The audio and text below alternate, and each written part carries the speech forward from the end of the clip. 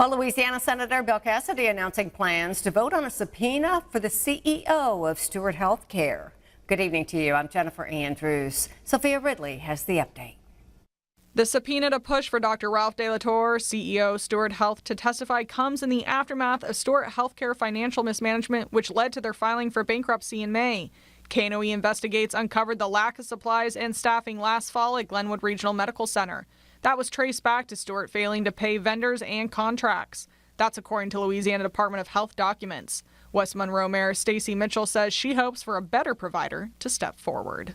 Well, obviously we want Glenwood to have, to be owned by a good provider, a good health care provider that values patient health care as well as their employees, and having a good reputation, making sure their vendors are paid, making sure that they are a reputable operator for a hospital.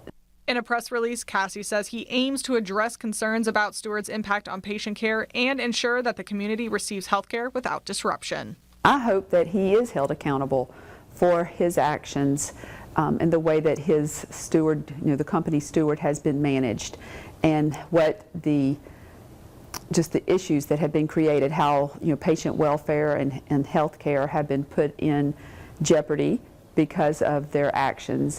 Mayor Mitchell says this isn't just a positive step for West Monroe, but for all 27 rural hospitals Glenwood serves. This vote will take place next Thursday, July 25th. KNOE reached out to Glenwood leadership, but they were unable to comment. In Monroe, Sophia Ridley, KNOE 8 News.